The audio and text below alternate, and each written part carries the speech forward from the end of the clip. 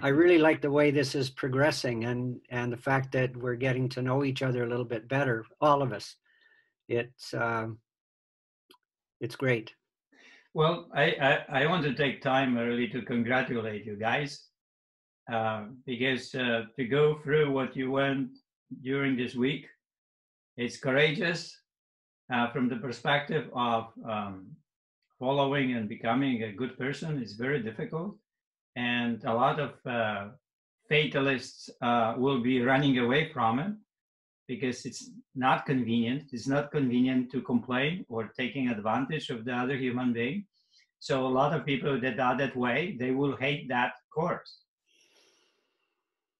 And a lot of people that really are ready for goodness in life, they will love this, and they will, learn and try to find out how to live a good life, how to be a good human being, and how not to be slave in situations that you're not, and how not to behave that way, how not to take advantage of the situation. A good person doesn't do that.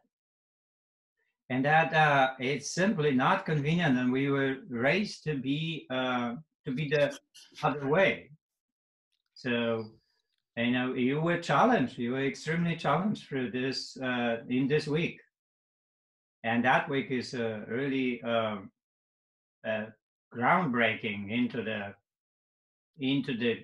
goodness, into the accepting the life of a good person and taking responsibility for it, because you are getting um, getting the choices and getting awareness that you actually have choices, that where Martin actually arrived last time to the awareness that the choices are there and then there is a decision. That is the result that what I do is working. That is the message to me, a great message that you are really evolving, guys. So, and it's happening. You are simply becoming the people that you're supposed to be, right? In a way. So it's a really a good thing that that you stick with it. And how you stick with it, because you're just on that level. Other people who didn't, their fatalist was too strong, like what we were talking about, and took them away from. That's how it works. But it doesn't mean that they will not turn around, right? It can turn around. But that is why you cannot really have expectations on individual human being, how that human being is going to act, behave, and do certain things in life when that person is challenged with a choice. So it is first, the most important factor is to know that we have choices. And when you aware of that you are slowing down the whole system, and then you make a decision. Decision is not a choice. So we make a lot of hundreds of these decisions in life, very simple, that we are not aware that we have a choice, of course. And that spreads to the situations that they are extremely important to know that you have a choice. It's like I'm picking up the cup or not. It's a choice. If I go and pick this cup and drink, this is my choice, because I didn't have to do that, right?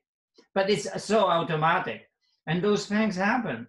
And But Jezre, the thing, the example about picking up a cup, it can also be a decision, and if it's a decision, it's a level higher. But if you go deeper and you treat picking up the cup as a choice, it's a far the implications are bigger, and that's the nuance. Yeah, thank you. Well, yes, and those things that are happening to us, like picking up the cup without a choice, that without awareness of a choice, and these are if there are hundreds of 200 things like this during our day, then that becomes a really strong habit, and that's what spreads everywhere else. And when actually a choice comes in, we don't feel like we have a choice. We just have a decision and act the same way. By taking decisions, we're robots. And Right. choices, exactly. we're We humans. react to life instead of like having a thought process, right? So we actually think and we make a decision. We see the choices and we make a decision to avoid to behave like a slave that doesn't have a decision, doesn't have a choice, and make that decision based on be a slave. And that's how it looks from outside.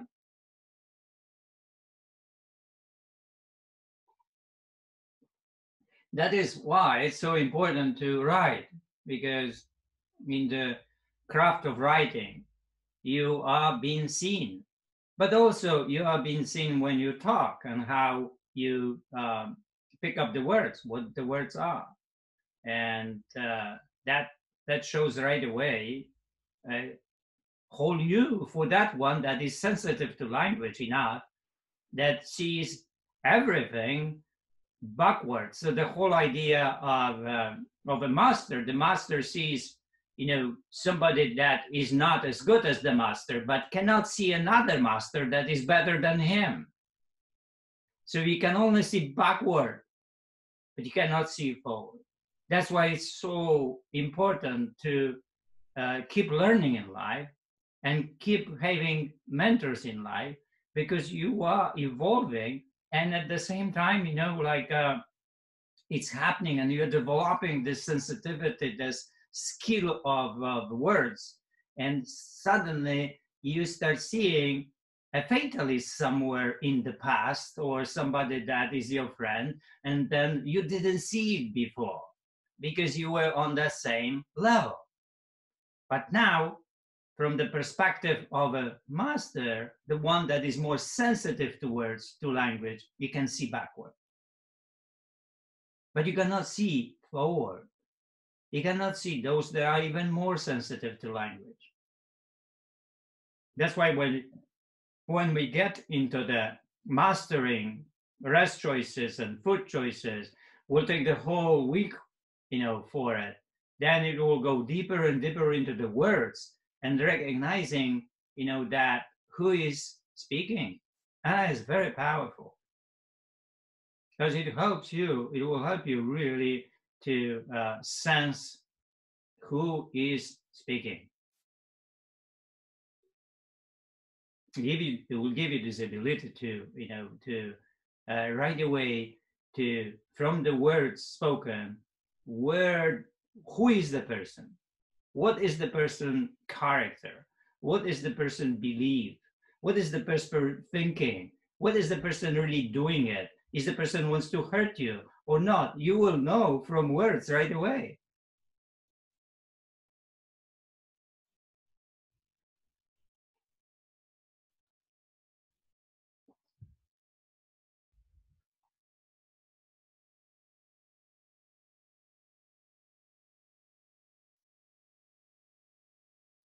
Awesome, right? The language is so powerful. Without the words, we would not be what we are. The words. Without the words, we would never build anything.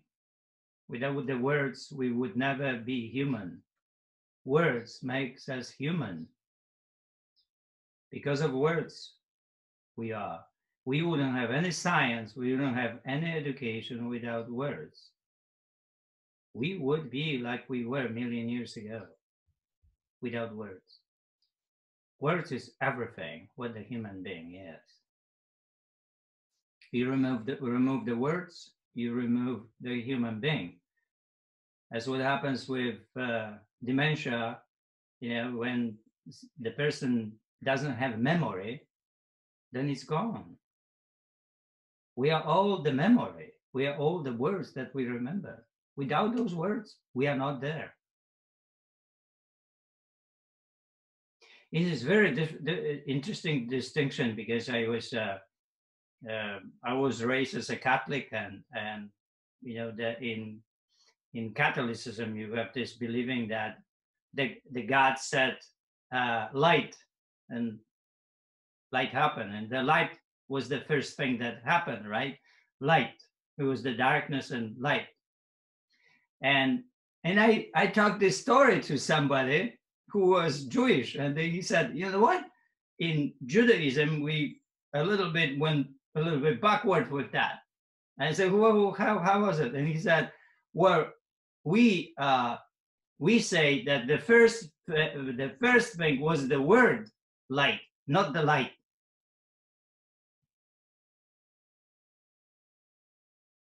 Big difference, right? The word light happened first before the light. And that's why is that we are involved so deeply in education, in words. Words is everything what we are. And words show who we are. Words. That's why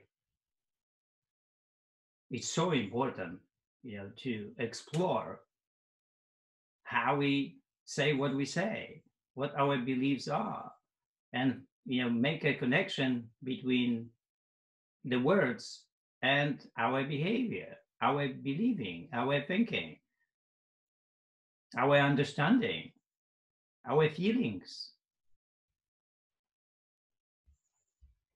We explore no choice, no freedom. And then we went from so many levels, and I'm sure you are really getting up there into the full feeling of that saying, that you are not the people like what you were when we started that week. We are already different. You already cannot do certain things what you did before. Right? You cannot do those because you are aware and and you agreed to that. And that is my congratulations. Because that means one thing. Well, evolving, becoming better than yesterday. That's a great thing.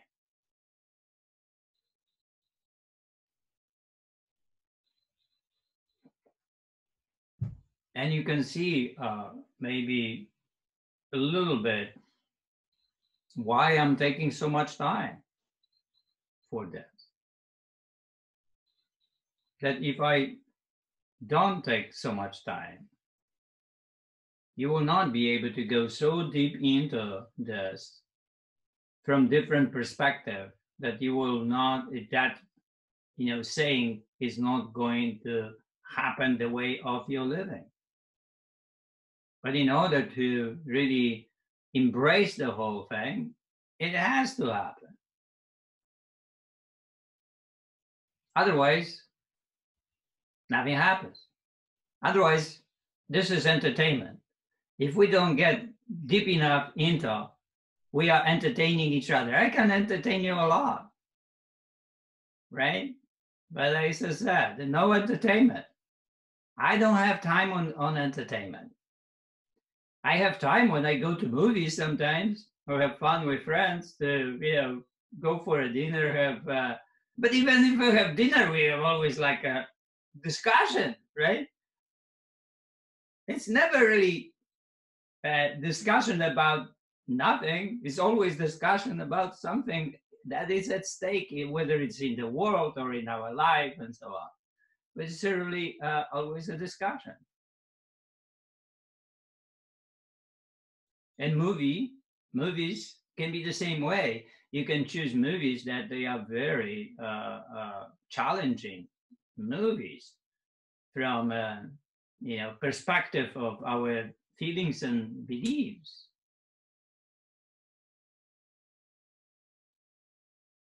Those of you who went with the Hard Choices is Alive, the first round, I explore a lot of movies extremely important to choose from the point of choice. So you choose the right movies. You don't go and watch movies that are completely about nothing. And there are a lot of movies like that.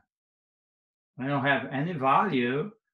They have entertaining value, but they don't pass the time. But they don't have a really value to start thinking differently, to be challenged enough to see something, to evolve. All right, enough of me. Well, you have to be careful with me because I have this monologue. So, you you have to go on now. All right. Somebody wants to talk about this before we go to what is our plan about that no choice, no freedom?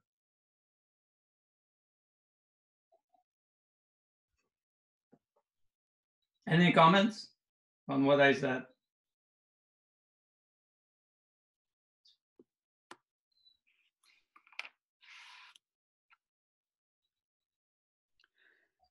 I guess I'll start.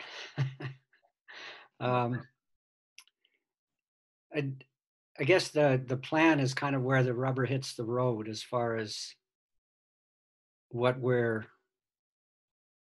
value, what we're willing to do. And I just wrote a very short, and I'm not even sure because it's kind of a cliche, but my plan is to find opportunities to stand up and be counted when I see or am involved in issues related to infringements of choice and freedom. And I remember a time in Williams Lake, actually, where my parents were living. And there was a fellow changing his oil on the side of the road. And so the oil went onto the side of the road, and then he just threw the cans into the ditch. And it really, really bothered me. To this day, it bothers me because I guess what I saw is an inappropriate choice, but I didn't act on it. And I think that after these 3 weeks or so, that I'm not saying that I would, but I might be more inclined to act on it, and that's a growth thing, I think. So anyway, that's my example. That's really that's really good. Yeah, well, if your memory like that comes, and it's like poets do, in life, that they find themselves in these situations because of the other poets or reading or meditation, and write exactly the poem about that, what you just said, that they didn't do something. But it's okay, right? Because now you are really getting the feelings of it. But once you're getting the feelings of it, you can do something about that. You can change, and then you don't have to do it again. I was one day driving, and the car on the other side, and there was this pizza, and then a man was beating the woman there, right, in the car. And I look at that, and there was another car that just pulled over right away, and the man jumped out of it and just got into the man, and then separated from the woman. I was like, wow, the man was so fast in this action. It was just the right thing to do, right? Boom, right away. Amazing. He knew right away. See, that's why we have to be like a fireman, in the train like fireman, right? Because if you're not a fireman, you don't know how to act. There was a fireman who was very long in the fire department, and he didn't know how to act when the fire happened, but he was long time, so they made him a chief of the engine right? The leader of the engine. And what will happen always when the three engines go, let's say the platoon goes to the fire, and there is a one that is a leader of this platoon, right? Then this one decides, so they jump right away from the engines and then assess what really happens. And that has to be very quick. And then after this assessment, they have to give orders. And then after the orders, everything begins. So the most important moment here is to assess the right way what is going on. So this fireman would come to the fire and jump out of the engine and would run and hide. So others knew that, right? So they would act right away to give also orders to his engine. And it just was embraced that way. Okay, so you can, from this, you can look into situations in life that, we really need to practice of reacting very fast when something is wrong. Just act on it. Not really, judge, unless you have to physically be like with that man beating the woman. Yeah, so you go between, and then you simply act from there to pacify the man. Maybe you will be hit, but that's okay, right?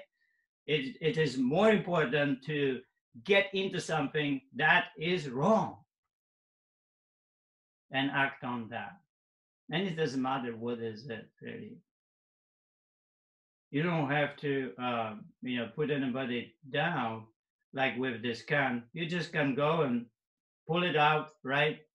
And put it in different place. So the person knows, and that's it. I guess the assumption is that if I'd stepped in, the 120-pound weakling, that I would probably suffer some sort of damage, physically from this guy. And I think that's a very real fear of most people. It may be a knife, it may be a fist. It's hard to say, but I think that holds us back as well, that fear.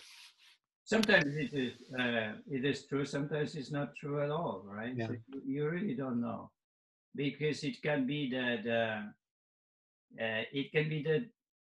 you really don't know the person. You really don't know the situation. Maybe the person would say, "Oh wow, well I see that I did something wrong, right? Yeah, thank you for showing me that." I was how many people there was this situation with my clients, and many years ago, people would ask me, so do you have any ideas who will go through the program and who will not? And said, I don't have this judgment. I don't play that game. And why? Because people surprise me. Those who really were strong at the beginning, they had this powerful fire, and they would do almost anything and go through any difficulties that presented. After 3 months, would fall completely out. And those who had really, really hard time would follow through and practice this for years. So there is no way to know. And that's why you are with people without expectations. And when you are, you also create the chance to people to find the power from within. That only can be done that way. You cannot expect something.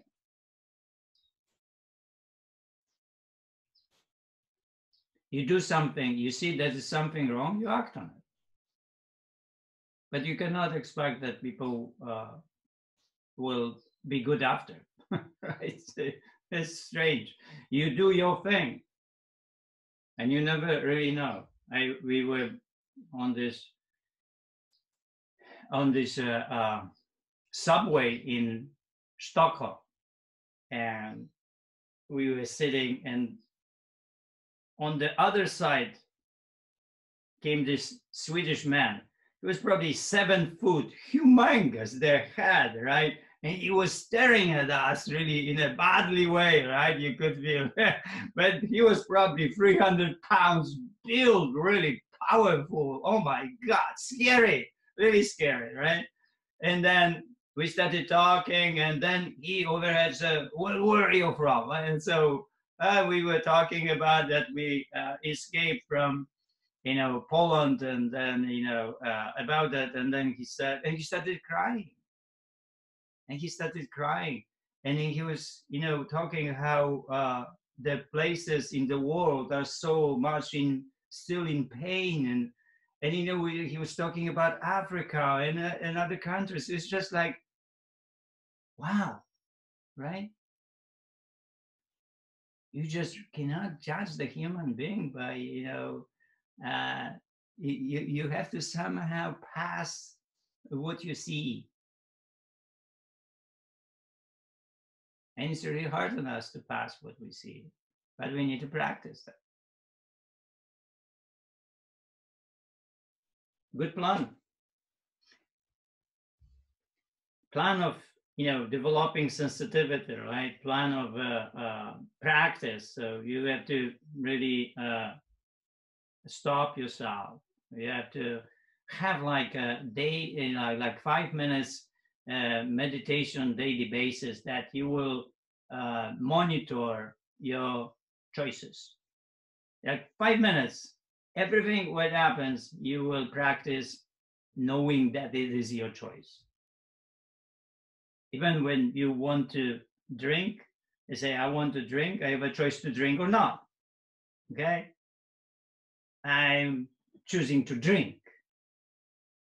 Right? I decide to drink, right? So you practice that, and you expand this practice over the weeks and months, and your awareness slowly will grow that you have, that choices are presented,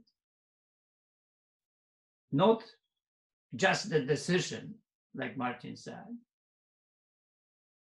because we live the life of just the decision without awareness of the choices. So once we get into the choices, that we have 2 choices, then we can start acting and choosing. And when we do, then the whole thing of responsibility and freedom is presented to us.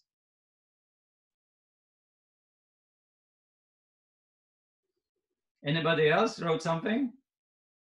My plan is?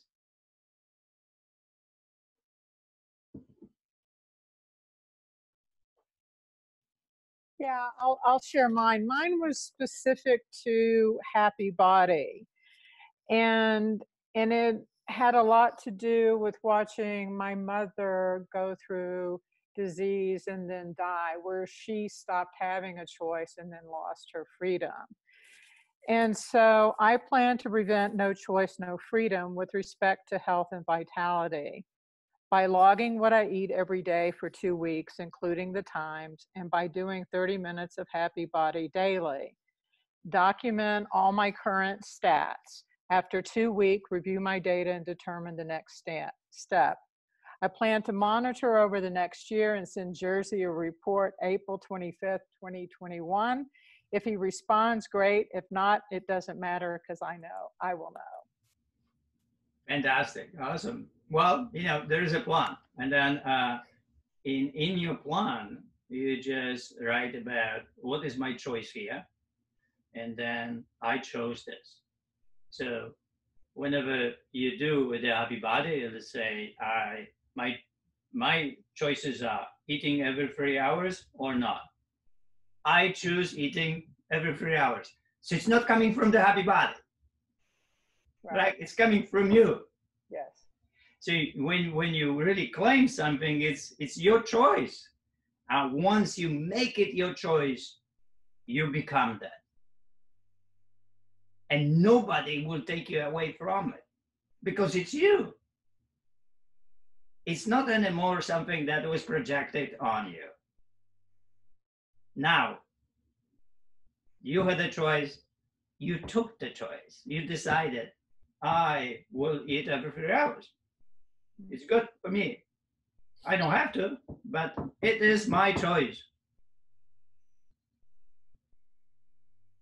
And I can exercise every day or not. Okay, what is my choice? What is my decision, right? I will exercise every day. This is it, right? It's beautiful. Now it's really you.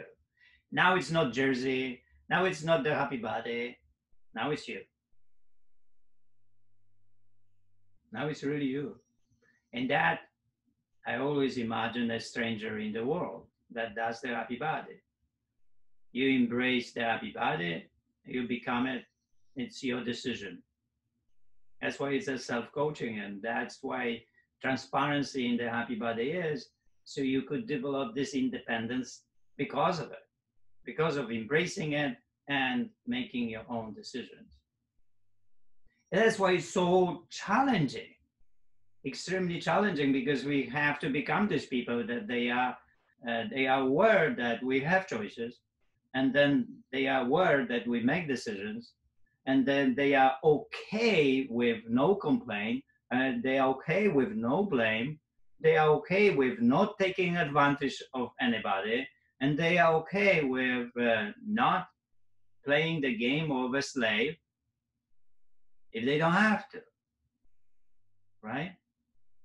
But that's a huge challenge. This is the huge challenge of raising yourself above what we were before. The other thing that's I have found interesting is when I'm enthusiastic about something, I turn into a cheerleader. And I want everyone to do it. And when I don't get the response that I wanted, okay, so I'm I'm trying to lose expectations. Right, yeah. But it's like I'm sharing what you're posting. I'm telling people what I'm doing, but I don't have an attachment to them doing it. And I'm not getting their pushback or their negative stuff, but I am getting interest. And it just fuels the direction I'm going versus setting up this tug of war. Yeah, that's beautiful. That's really beautiful. You know, somebody on Facebook said that she had this 4,000 friends, and she got really enough of that 4,000 friends and be overwhelmed and so on. And she's writing that she's going to erase everybody and, you know, finish this. And it takes a lot of time to erase, you know, 4,000 friends and so on, right? And then everybody is cheering about this, like, you know, it's a kind of, you know, the way to go and so on, right? But then I was thinking about that. And you know, and I had always different way of feeling who is a friend, right? And I had always like 4 friends and that's it, right? 5, you know, friends, right? Everybody else was not my friend. So to give you an example, I was in this Power Source, and I had this client, and he maybe I coached him for a month or 2, and there was another person, his friend was coming in, and he said, "Oh, let me introduce my friend Jersey." I said, "Friend?" I said, "Yeah, you're my friend." I said, "You're not my friend? What are you talking about?" So, you know, like, it was shocking for me. For me, friend was somebody I could give my life for, right? That's how friends are, maybe in Eastern Bloc, but here everybody was a friend, right? So It's a kind of a strange thing. So I responded to her that these 4,000 people are not your friends, and they were not meant to be your friends at all. And there is no reason to erase them because they are really your village. And in the village, we know people. They are not friends. And we know somebody, and we go to work and say, hey, Jack, oh, hey. And that's it, right? We pass, we know people, but this is what the Facebook is about. It's a village. There is no reason to erase this. These are the people that are there. And you know, Facebook creates this village, the beautiful village for people. It's a village. It's just not, they are not friends. And they should be changed really to, you know, a way to get away from idea of the friends. It's not friends. It should be different words. Villagers. What? Villagers. Yeah, like villagers, right? Yeah, like that, right? That's a good actually name for it, but not really. They are not friends. We have to bring importance of friendship. So you know, like you have this expectation of on people that you let's say you tell about the happy body, but you are telling about the happy body villagers. You're not talking to your friends. When you talk to your friends, you're on them. You know, you call them, say, did you sign up? No. So sign up. Didn't I send you that? Right? And yeah, but what do you know? Don't know. You know, I told you to sign that, but I don't want to sign. What do you mean? I told you to sign that. What are you talking, Jack, about? You know, that's how you talk to friends. Right? But that implies a lot of expectations about their responses. No, okay? This is the friends. This is the friends we are talking about. You know, we are resting the present moment with a friend. You have your whole belief. These are your friends. These are not. That's why we have friends. We are pushing, like, you know, I was an alcoholic and I was pulled by a friend out of it. And if he was not there, I would never come out of it. You know, you find your way to your friend, but your friend you have to drag out of the darkness. And you are responsible in a way for it, for your friend, not for the whole village. But for a friend, yes. Your friend, yes, you are for your friend. So, you know, maybe not the way that I was describing, because that's my way to deal with Jack, right, my friend. And you can do a little bit gentler, right, nicer, and you know, as a gentleman. My way is boom boom, like that, right? So you know, I remember my friends would not pass certain exam after high school, and I was on them. Yeah, I was teach them, I was educate them, I would help them, and so they would really go and pass the exam, and I was on them. You know, creating the situation that they would do that. But, you know, I had 4 friends or 5, but not really the village, right? And it's not happening all the time. So, you know, it's in a way, with your friends, you have a different relationship. It's very deep relationship, and it's almost like extension of you. But I have been exactly like you've described, and with so much in my life that people see it coming and put up a barrier. Okay, so I'm trying a different approach and different expectations, more like you did with your brother in Breakfast.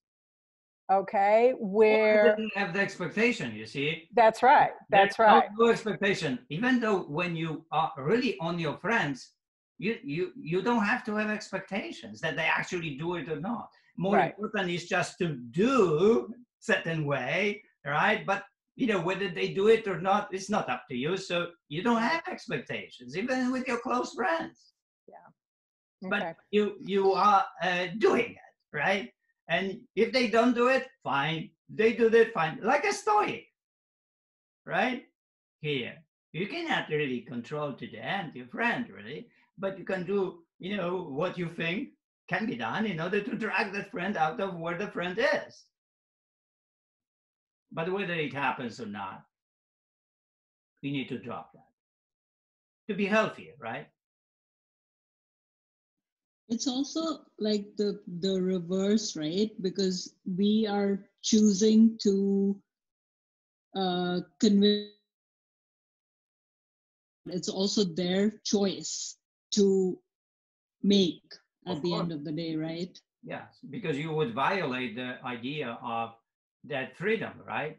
Right. Still, they have the choice, right, to make it, and you have to be okay with that too. Right. But next day, they say, "Hey, Jack, did you do that?" So that's you have a different moment, right? So you have to drag it to the next day. To understand the present moment is to be in the present moment without the past and future. Next day, you pick up this one like nothing happened, right? And you start again, new one. So, then, if you can do that, then there is no, past and future. There is really dealing with that situation at that moment. Whether, some things happen or not, it's not really up to you. And it's not important. More important is what is your behavior, what you do.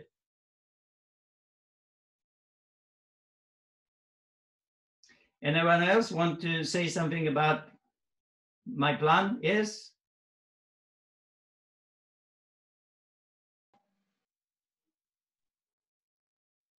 Hi, Yeah, this is Jenny. Oh, sorry. Go ahead, Jenny. Can you? Jenny. Hello.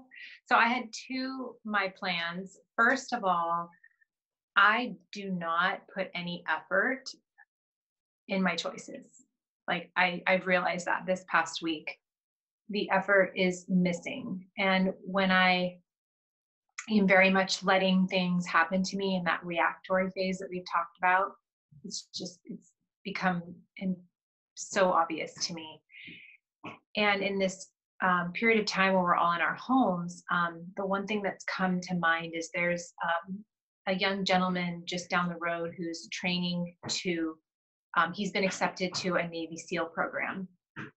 And he's been waiting to go down to San Diego. And I think there's one stopover before he goes. And I'm thinking, just watching him run by my house every day, I know like the circuits he does, their family's very close friends with ours. And I'm thinking, I can't stop thinking about the people and the effort that has gone into the effort that people have put into making sure that I do have a choice in this country, and how even people in my own family who have fought for our country, like, what do I do to honor them is all I keep thinking, like the people who have put in such a strong level of effort so that I can have a choice, and I'm not even reciprocating in my own life the choice, putting effort into the choices that I thankfully have. And that has just really become so clear to me. And then the one thing that I am not doing a good job of and comes into my plan was I spend a lot of time preparing the meals, it seems, but I don't actually take what I'm going to eat. So I'm going to actually start putting like my dinner together while I'm making my lunch, since it's already the ingredients I have. And if I have that food like already in a jar, let's say I'm really big into mason jars, if I already have that food set aside for me, then I know that that's my meal. I don't have to make any choices. I have already made those choices for myself. And then I can eat in a finer amount of time. I'm not grazing through before when I'm actually going to eat. And those two things are what I wanted to share today. Awesome. Beautiful. There are a lot of our clients that when they cook what the children want, what their husband want, and what they want. It's kind of like a buffet dinner, right? You put potatoes, you put veggies, you put meat, and something else, right? And then you don't have to eat everything, right? but you can always have rice and veggies there if you want to. Like I don't eat meat, right? But my daughter eats meats, right? Meat. So, we cook meat for her, steak or something, and it's there, right? But also there are potatoes there, and there's beans there, or green beans and veggies and so on. So I can choose, let's say potato and veggies and eat that. And she can choose potatoes, veggies, and meat as well, or that way. So you don't feel like you don't have those things there that you would you would need, and they are not there because they don't need, right? We can always just have the dinner. You can have the dinner with the things that it's your choice, and my choice is to have potatoes and veggies, and then I add the meat and something else, right? So my daughter has everything. See it? Right? Awesome. And about the country, yes.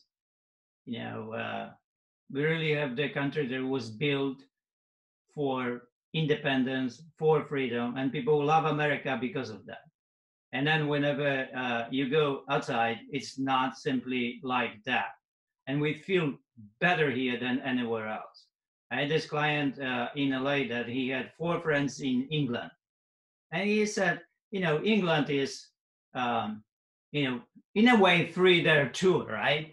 But when I am in England, and they are gentlemen, they are intelligent people, right? They are lawyers and things, so they are educated. And then we talk about something. And if I have a different opinion, then these 4 guys will let me know nicely that I am wrong. But that's not America. No, that does sound very British. Right, yes. Well, but that's why America, you see, that's why people really love America, because in America you don't feel that, that righteousness, that self-righteousness imposed on other people.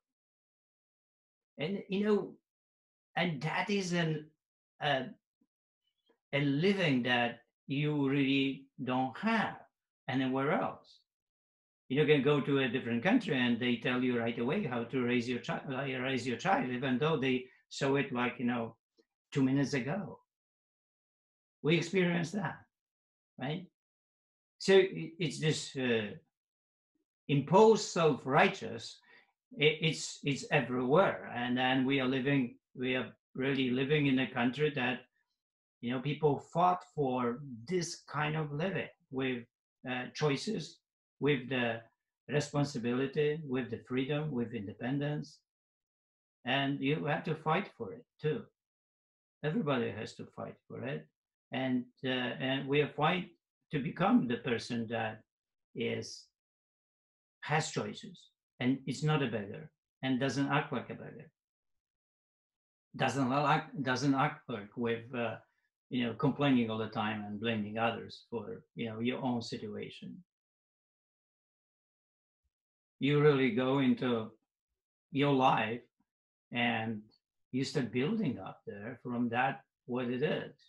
And when you focus on that, a lot can be done. You can build a lot if your focus is on building. But if your focus is on destruction and blaming others for you, that you will only build one thing: depression for yourself. That's what you're going to build. And that's where you're going to end up with. Because you become the feeling of complaining. And it's a very sick feeling. When you start complaining, it's a very sick.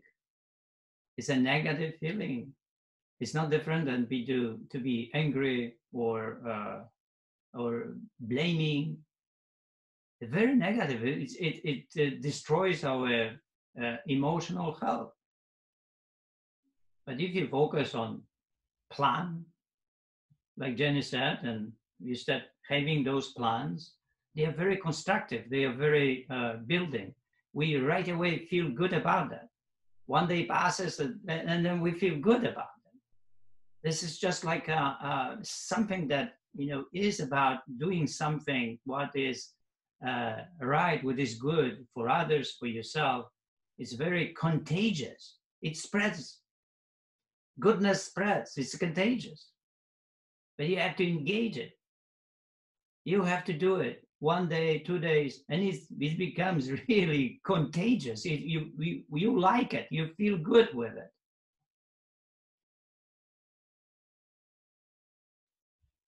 All right, I will give you the 10 minutes. Have fun. I will go on. My choice is to have more soup.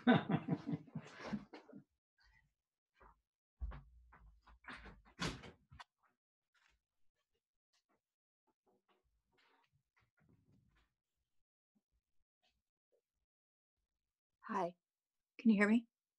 Yep. Does he blend all of his soups? Do you know? You know, Soups? yeah, he showed us how he made his soups, and I think he puts them in, takes the vegetables and puts them in a fast cooker. I can't think what it's called. And then he blends them in a, he doesn't eat the vegetables whole, I don't think. Oh, When he he blends made them.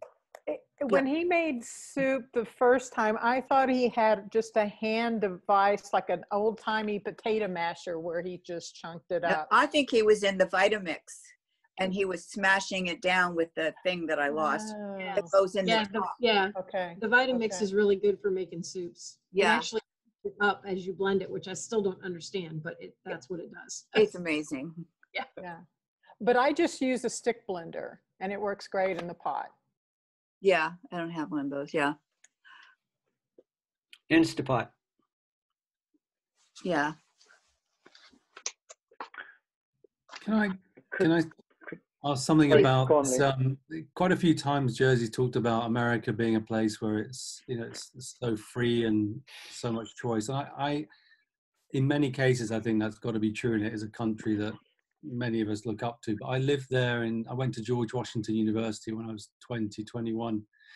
And it's a place where I guess you study politics and economics. And I was just struck by how conservative the thinking was, and that if you strayed away from the kind of, I don't know, the accepted neoliberal sort of thinking at the time, there was a real uproar. And it was in a way that I didn't, I mean, Alistair, I don't know if you would, because you chipped in there, but I didn't find that at English universities, that there was more tolerance for a broader thought process. And I generally think, you know, obviously, without getting into politics, Trump apart, America's a phenomenal country. There's so many things about the place I loved and looked up to, but I didn't particularly find it that free. You know, you're free to think similarly to kind of the accepted norm, was my sort of takeaway from living there. But I don't want to sort of, I just feel like, I feel like the way he describes it, I don't quite recognize it as being that ideal. It's got its problems like any other country, is what I'm saying. True.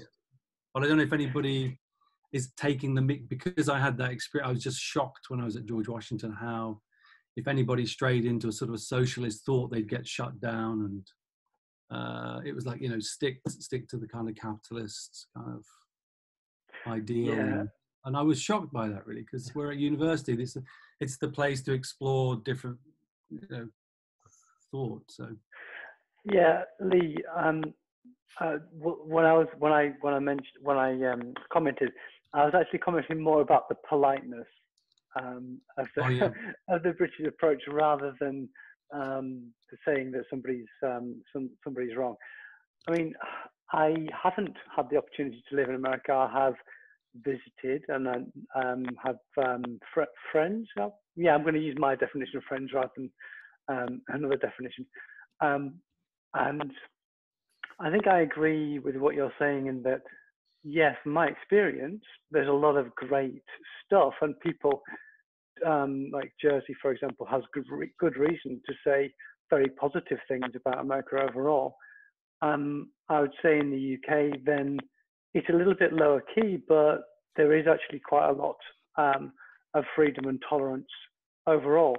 And I'd say, you know, compared to all the other countries you could live in, but I mean, they've got to be in the top 5, definitely, absolutely. both America and UK. Right. Yeah. I think where UK comes down is where we can be very cynical, a bit sarcastic, and we sort of, maybe we don't like to see people succeed too much. I don't know, but And you like to talk about the weather. Yeah, we love to talk about. There's a lot to talk about. If you're in California, it's every day. It's sunny. So. I was there. Yeah. Yeah, but recently it's been crazy weather. I mean, it's been, well, for us, it's been really warm compared to how it normally is. And so I'm not a religious person, but if I was, then I'd be saying this is a consolation for the lockdown. And could I just ask really a question of the group, which is, I didn't get a chance to attend or listen to yesterday's session, and I realized actually the day before yesterday we were talking about choice and freedom, so no choice, no freedom, but we didn't really get to this concept of awareness, and Jerzy was talking about awareness today. And I wondered whether that was a pivotal point or a shift that you got to yesterday, because it felt like awareness it just feels like it's such an important element of it. Awareness, perception, something around that. So, I mean, he asked before about, what would be the plan, and I was thinking, well, I'd like to know if this actually resonates with anyone else. But I was thinking, for me, my plan would be actually to focus on awareness, so I can actually see more of the choices that are there. So rather than thinking there is no choice, broadening my perception so I can see more of the choices that are there. And that to me feels like, it just felt like the right thing to focus on. I'm just going to stop that monologue there and see what you guys think. I think go ahead, Olivia. Sorry, I was just gonna say, I definitely picked up on the awareness as soon the word was about to come out of my mouth right before Jerzy said it. And I think you're right on point. We did not discuss that, as a concept yesterday though. So, but I think it is worth a discussion. He did today. He actually said, and I actually made a note, he said, meditate on your choices for everything you do. And that seems to me like really bringing it out there, right? Before you even make small decisions, evaluate, think about them more mindfully. Yeah. Makes sense. I think the concept's been building though since day one, because every time someone would talk about they didn't have a choice in something, he would push back and go, look at it again. And I think it did start pivoting yesterday and came up clearer today, but it's been building since day one. It's just, I think we've been peeling back the layers on it. Okay. I think so. When people talk about not having a choice, then if you peel it back further, then what we're kind of saying is they didn't have awareness of the choice. I think linked to that, Alistair, one of the things tapping into this same thought, I was one of the, as well as wanting a plan for some commitment to the Happy Body routine, I had a commitment to notice when, as a mechanism for raising awareness, noticing when I go into a negative state and to reflect on where it was that I thought I didn't have a choice. Because it could be you go into a room, you don't feel comfortable, you think everybody's, start to judge everybody. And then when you realize you have a choice, it might be that I then reassess and step out and reach towards someone, reach out to someone and connect or something. So it's the noticing is a good step, I think. And noticing when you have a negative state, you've probably forgotten that you've had a choice, is what I'm thinking, that you have a choice in the matter. Like, yeah, I mean, it could be feeling too full. I noticed I think I gobbed my food down this evening before I came on, and I think I just ate too quickly, and then I thought, well, I had a choice there, but I didn't take it. I just finished the bowl like a Labrador, you know, whoosh. But then, I mean, if we think about what was I saying before around life is 10% what happens and 90% of what you make of it, or how you interpret it, then you always have a choice to see something in one way or another. You can always choose the way you look at something. So it almost seems an anathema to me to say that anybody truly doesn't have a choice.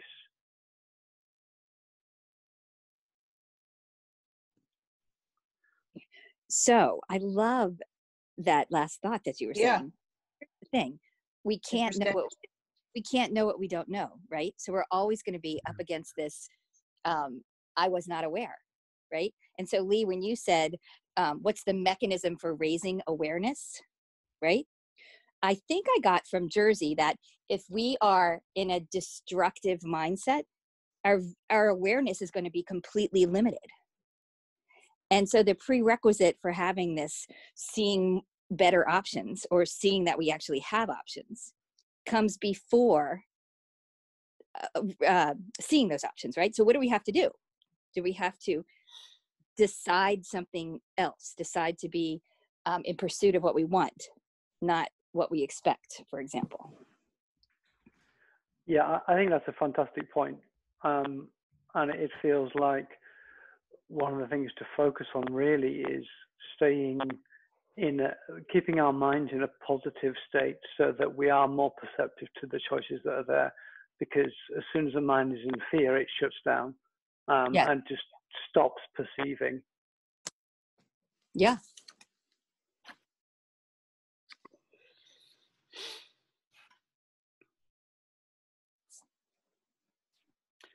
I'm sorry, I'm Canadian, A. Don't apologize for being Canadian, Dick. I just have a comment to those of you in the US, or a question, I guess. And the two of the tenets come to mind as far as the US goes from my history books and so forth. One would be the American dream, which seems to be, accumulating wealth, having a house, car, happy family, et cetera, et cetera, et cetera. Correct me if I'm wrong. And secondly, manifest destiny. And any thoughts on that, or is that are those two concepts sort of still in the thought process of Americans? I think that you took it completely the wrong way.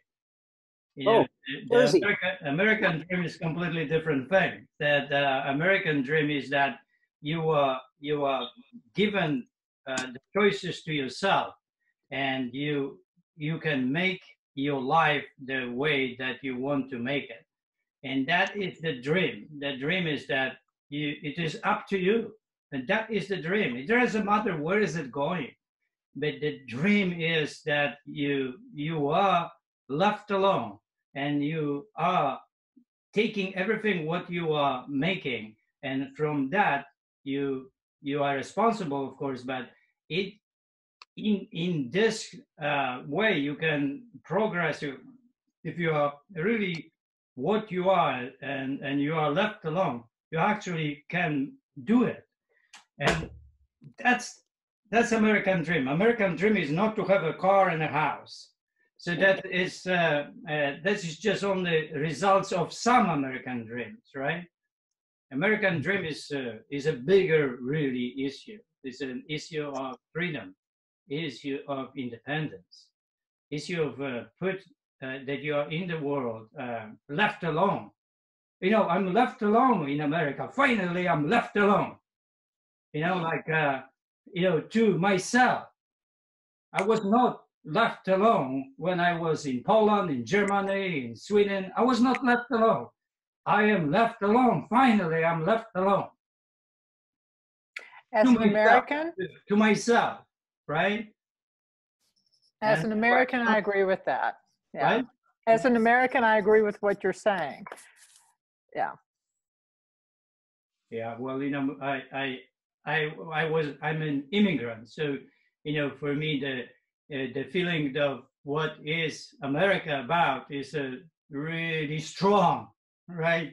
And it's visceral, almost like, you know, it's on my skin, because I experience socialism. I hate that shit. I hate socialism. Why? It is simply why? Because I don't feel free there. I can be poor, but not free. That's a bigger issue. I'm okay with the poor. I'm not okay with the not free. And I've never felt free anywhere where else I was. Somebody started deciding for me.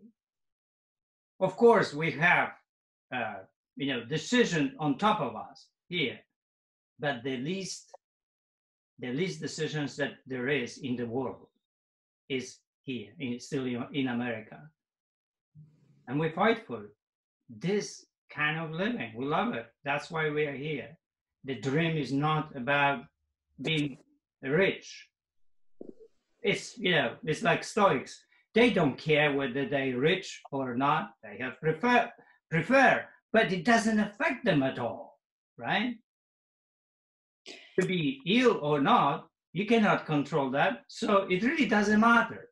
You can dismiss it completely in life.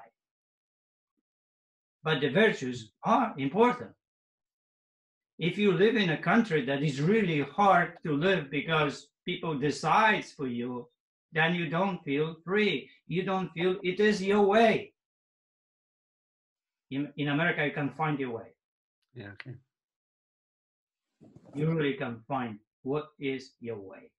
And that is the American dream, really, in my feeling. Thank you. You're welcome.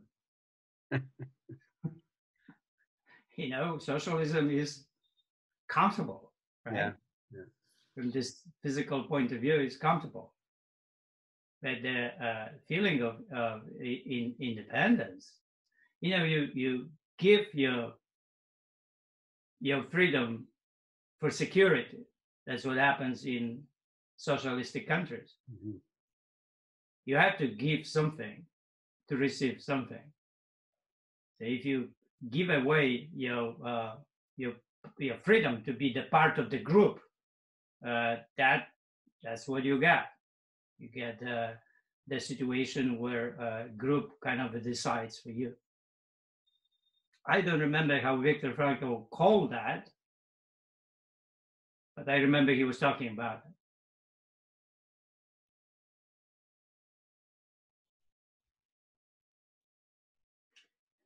All right, so anybody else want to talk about the American dream?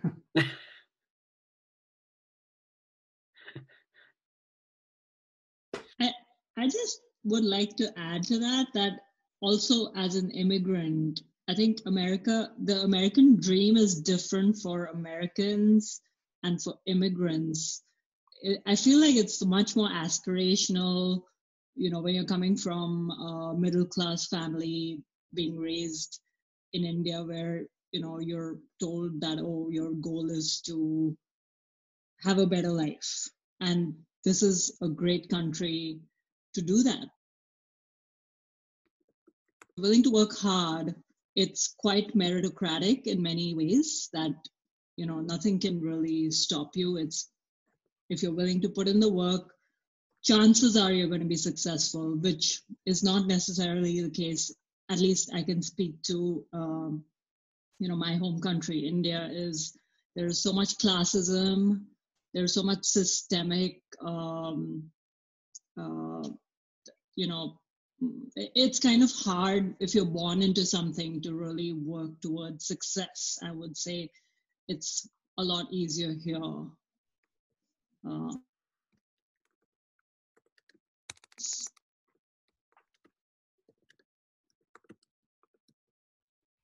You know, your good life really depends on the way you think, the way you believe, right? You feel in life.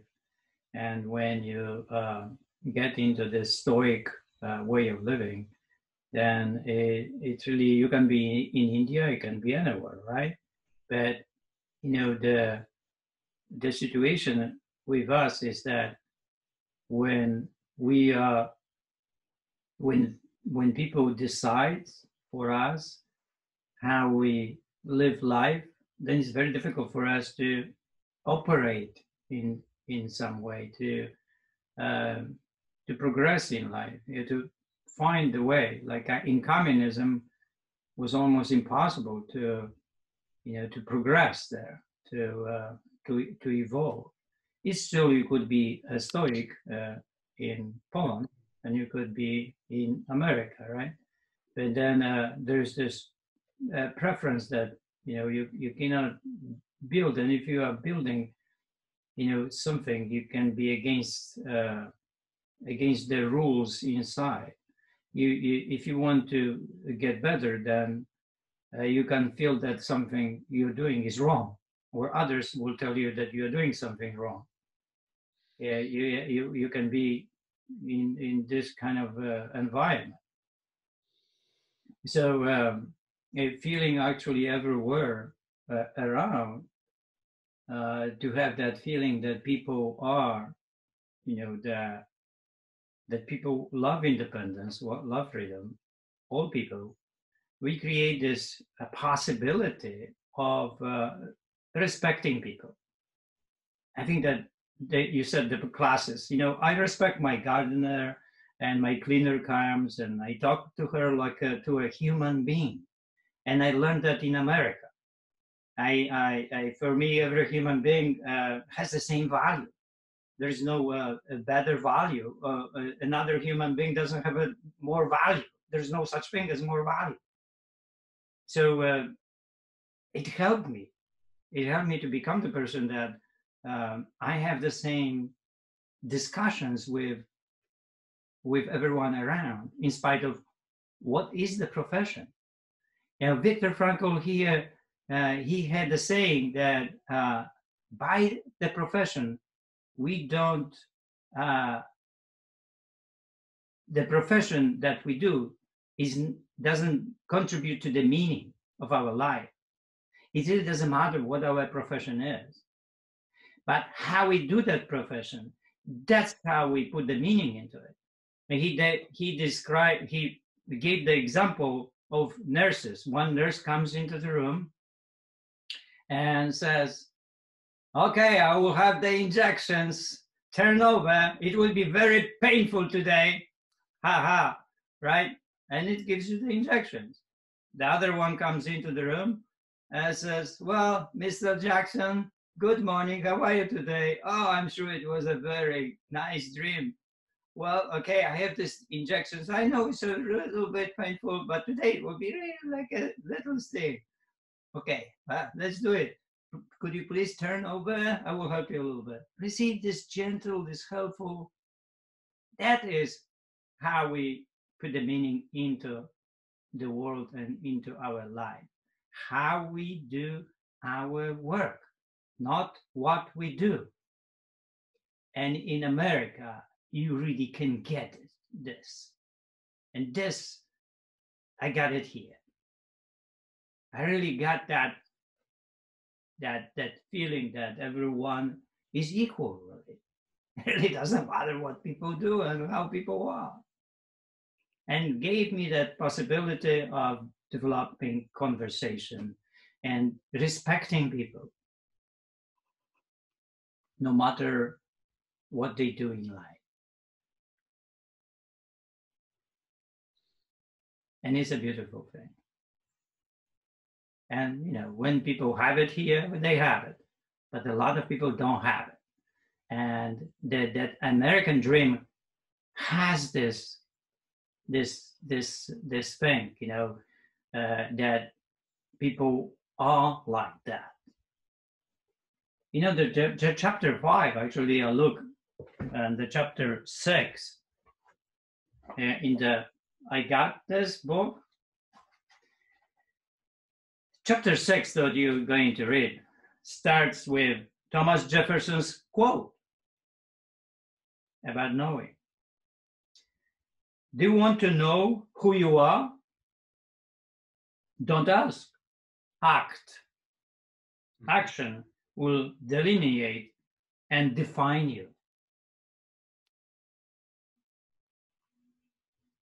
You see, when you feel that, what it means, the action will define you. When you make decisions, those decisions delineate, define you.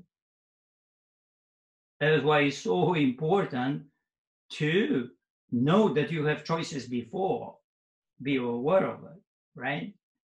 Now you see how everything overlaps slowly?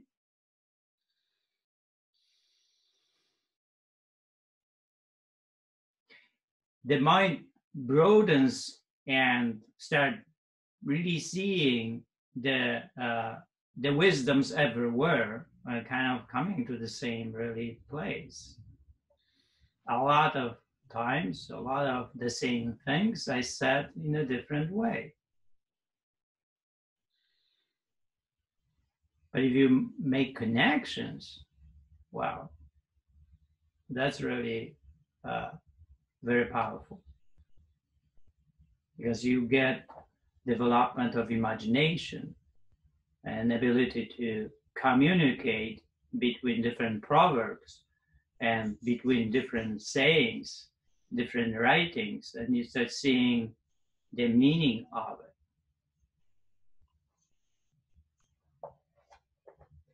All right, so anybody wants to say about that? Something about that, what I said.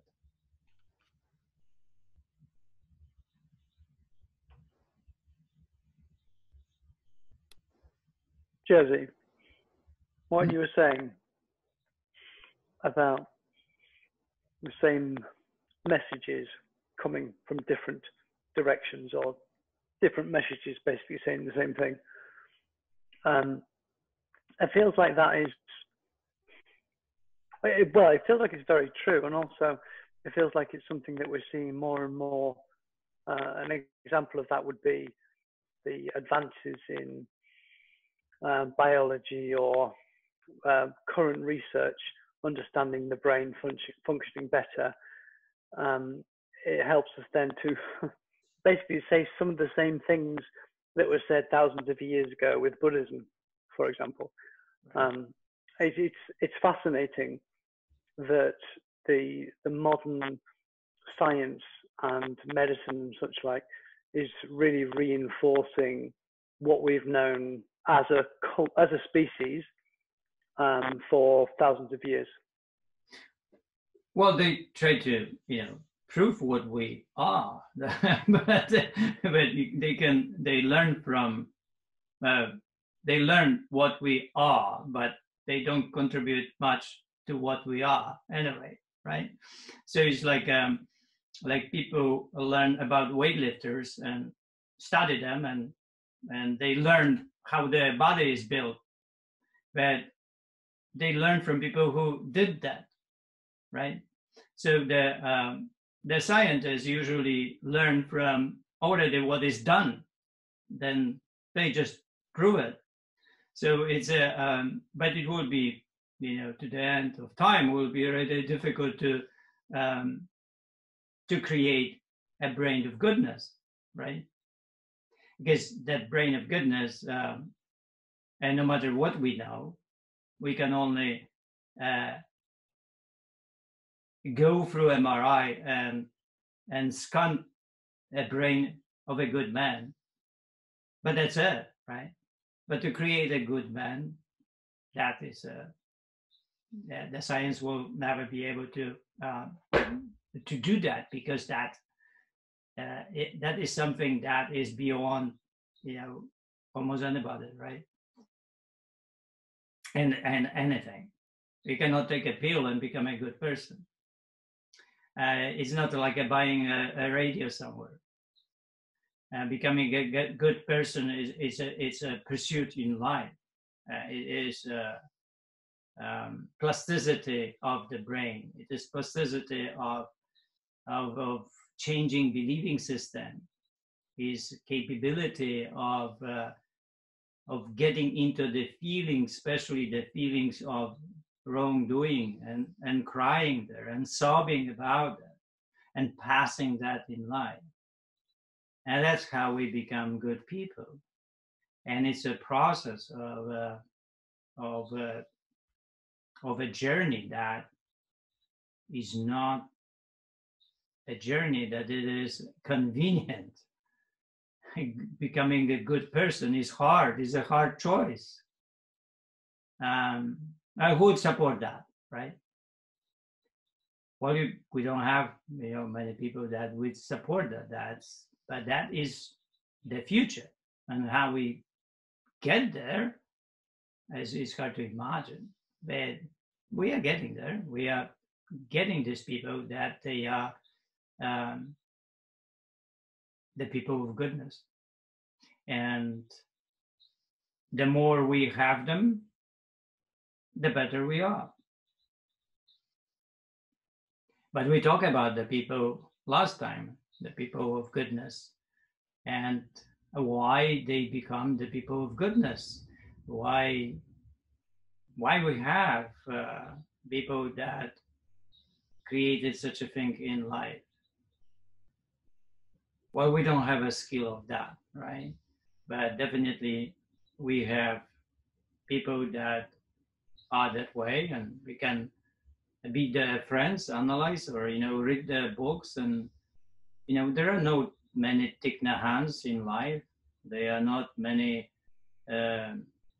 Wayne Dyers in life, or Ram Dasses, right? So but they are there, right? These people are there, and they help us to to see that, to become that. I remember Socrates, when he was talking about giving the example that the self, the role model was the most important in Stoicism. And to be Stoic and to show what it means in behavior, in words. And that's how Stoics taught. And we can have a lot of people that have knowledge of Stoicism, but they are not Stoics. Well, it's just the same as you would learn about the happy body, everything, but you would never practice it. So, okay, right? What's the use of that, right? It's entertaining, really good. You could go and talk about the happy body everywhere, or you can talk about Stoicism and show how smart you are, that you know everything. Where Zeno was and how he was talking, and or the happy body who was created, and where, and why we have the breathing patterns, and why we have 3 hours, and why we have ideal body weight, and on and on and on. There's no end of that knowledge. But it can be completely entertaining if a person doesn't embrace it and doesn't become it.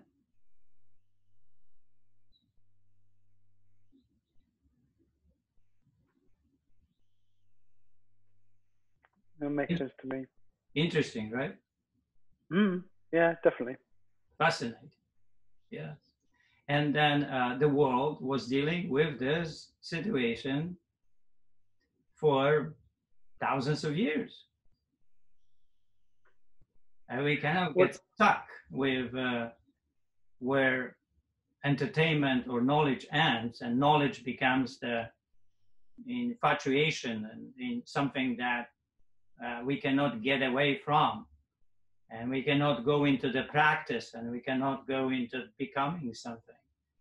And we get involved in just the knowledge and entertainment of it. Get stuck. Jerzy, you said before about becoming a good person.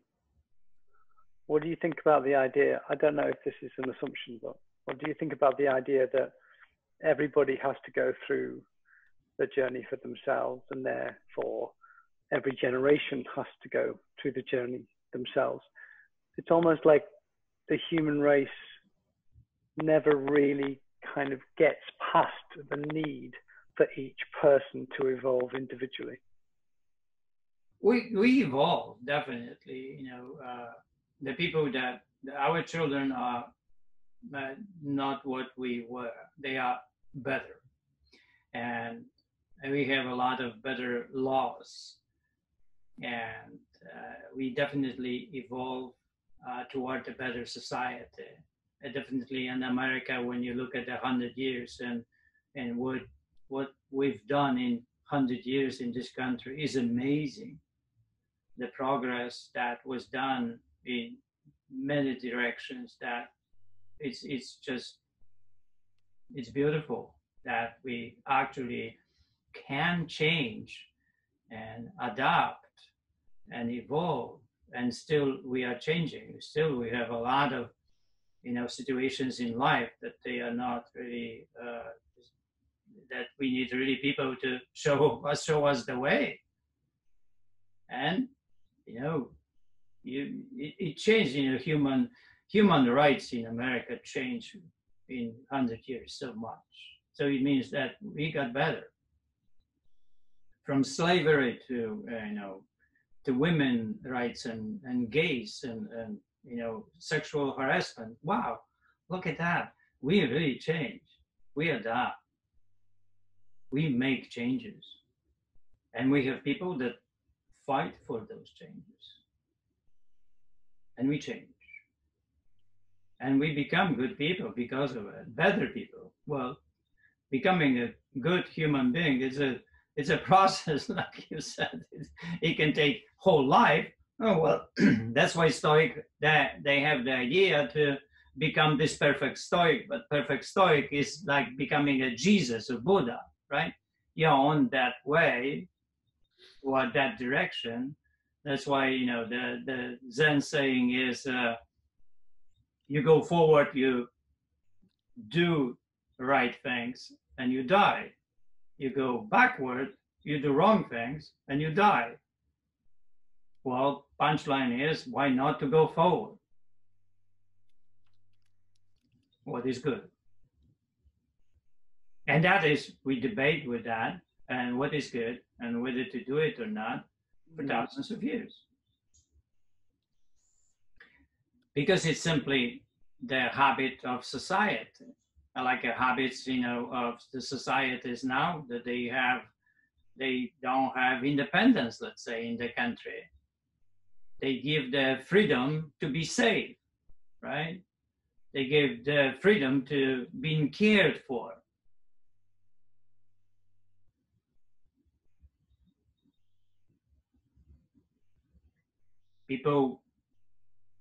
People fight for better life from really many perspectives, and I think that that it will evolve, and it will evolve fast, because today the world communicates a lot faster than it communicated 100 years ago. Also, the world can organize itself. People start, you know, can talk to each other. They can demonstrate. They can say yes or no to certain things, and it will be more. We will see more and more of that in the world. That was impossible to do it, you know, when we had, you know, 80s. In 80s, that we had this solidarity beginning in 81 was the one that we didn't know whether, you know, the Russians will act in 81 or not. There were huge demonstrations in India. That could be that demonstration against that help actually, you know, that Russians didn't really physically act it in 81. So you see, today we can have a lot of faster passing these messages, and people can act and we can see it.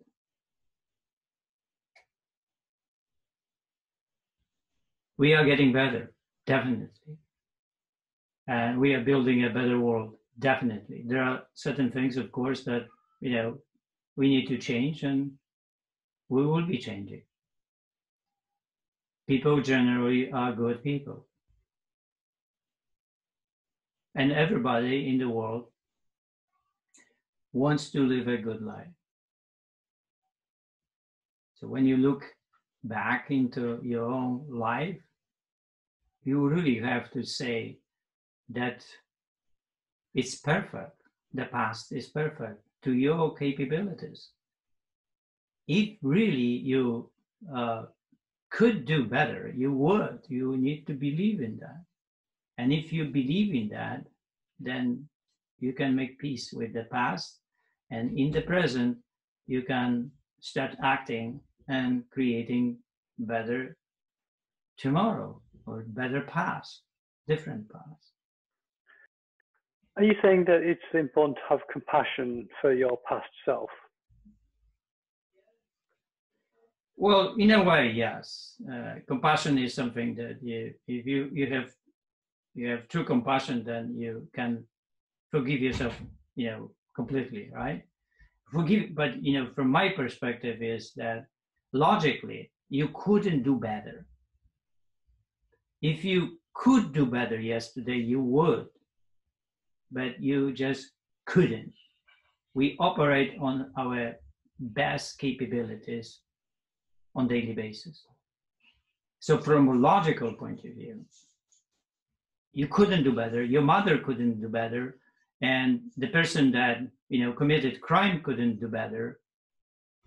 We just cannot better. That person in that moment cannot do better. If that person could do better, that person would. And that is true for all of us, no matter what the situation is. And on the base of that, you can move to the present moment. And in that present moment, you can really embrace present moment without the past and without the future. And that requires certain compassion, certain forgiveness. The second virtue in the book, right? The second virtue is failure needs forgiveness. What a virtue, right? So we'll be doing this next week. But hang on, we're doing that one next week.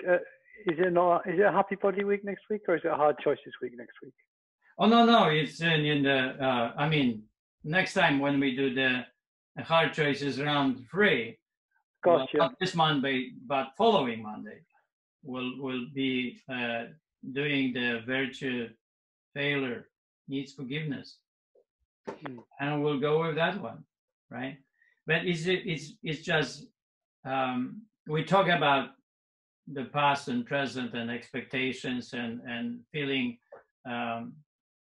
inadequate or guilty or whatever it is about the past, and we should do things better in the past and we didn't, and it ruins completely our life because of the judgment that we have passed on the past, on our way of doing things in the past. Well, we have to somehow make peace out of it, right?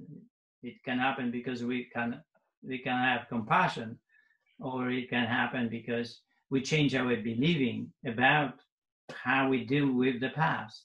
But if we want to be good people and healthy mentally, we need to. There's no other way to go. And is it fair to say that if we're saying, look, we did the best that we could in the past, we couldn't do better, then presumably what we're also interested in is learning so we can raise our awareness, so we can make better choices in the future and therefore be better in the future. Right, that's what we have. And then if you are okay with that, then you have the present moment, and in that present moment you act, and you change because of it, and that builds different past because it becomes past. The future is not really there. The future never really happens. What happens? The future doesn't happen, and the past doesn't happen really. It's only the present moment always. That exists, yeah. Yeah, only in the future. The future is never there. It's only past is there. It's what you think about to build the future. It means from the perspective of past. You look at the past. There's a different past. So you're building different past. You're not building future. I'll look forward to the next week of hard choices then. Okay. That's very good. All right. So chapter 6. How do you like this book anyway? Love it. I got this. It looks like people like it. It's still in the post for me. It's taken a little while to come, but I'll go through it when it arrives. We love this book, right? That's it's working because it's gently, innocently taking you on a journey. With me, it's like you're on a roller coaster here, right? And a really violent roller coaster. This one is a gentle, innocent way of passing wisdom. Yeah. Did you not write that one then? What is it? Was it who wrote that book then? If you're like a roller coaster, but this is gentle, then who wrote the book? Well, when you write certain things, you write certain things from a, they have different purpose, right? So that book had that innocent purpose of being a bedside story, right? But this one is a little bit roller coaster, right? So this is not really a slow and gentle way of going into the wisdom. This is boom, right? And that's it. So how you get into it is very, very fast and kind of roller coaster. But certain other things, the Master and Fatalist books are gentler. The Stoic is the virtues is the most powerful messages to embrace, and very difficult to embrace those messages because the whole way of believing and thinking is challenged and requires changes or adaptations, and it's really hard to do that. That's why it's good to read I Got This, because you are accumulating this strength to actually to be okay with no choice, no freedom, and to go through that, and to end up with no expectations. When you enter no expectations, this is really hard concept to actually, and very scary concept to actually live in, because we live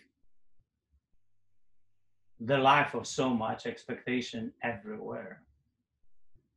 It's just the same as we live the life of decisions and no choices.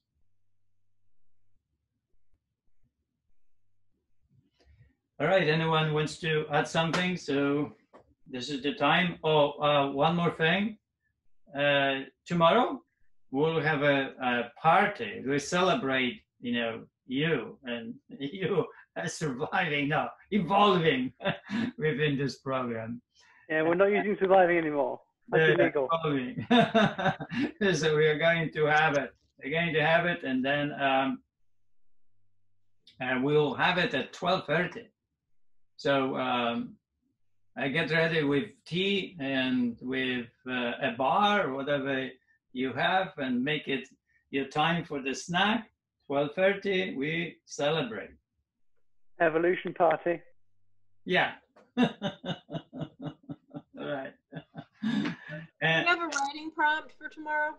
Yes, we have. So tomorrow is my strategy is.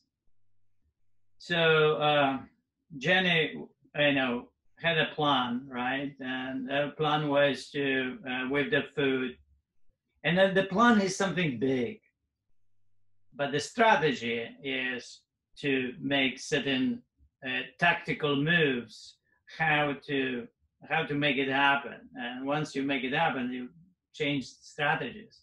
So when you imagine that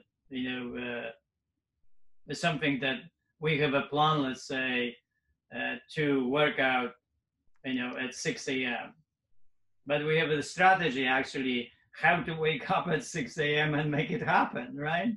So we can have a alarm, we can have let's say 5 seconds idea that we count and we jump out of the bed, right? So we can have a strategy to start with coffee, or the coffee is made by the coffee maker. These are the strategies. So you have to create strategies around the plan. Jersey, after strategies, we're going to go tactics. Yeah, tactics are small things, right? After the yeah, that would be even more detail, right? Yeah. The tactics are actually very small, even smaller,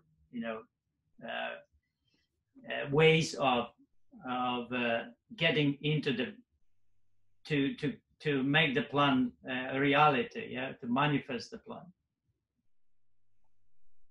But the strategy is good. Logical steps. Yeah. Logical steps. Yeah. After the strategy, we really have the experience. Awesome, guys. I will see you tomorrow. Thanks, Jersey. Thanks, everyone. Right? Thank you. Bye. Right. I have a question, Jerzy. One question. Right. You talk about the snacks, the bars. Where can I find the recipe? Because it's not in the Healthy Body book. Is there something I can maybe I'm missing? You were not into the cave one, right? No. Because I was making the bars there. So let me send you. I have your email. I will send you the link. Okay, fantastic. Thank you. All right. Awesome. Have you sent them to everyone? Because it would be good to work out how to make the bars with the right sort of chocolate, etc. Oh, okay. So we'll add the number one with this one to everyone. And somebody didn't get my email. No, somebody, right? Who was Jenny. Yeah, Jenny. I fell off the recordings this week for some reason. Oh. Okay. Well, okay. So good that you're telling me. So I will add you. And I'll email you, Jersey. You email me, right? I didn't. So email me and link. So I'll email you today. Your email. So there are 2 emails that they are not really included. I wrote, jerseygregoric@gmail.com. I'll email you on that. Right. Email me right now. I will. Thank you. Awesome. Right, guys. You don't have to send me the recipe. Apparently, it's on Google. If I Google it, or it's on your Another website. recipe. You will watch me making bars. Okay, fantastic. The into the cave, and I teach how to make those bars. So it's better than recipe. Okay, fantastic. Great. Thanks. All right. Thank you. Bye, Jerzy. Bye-bye. Thanks.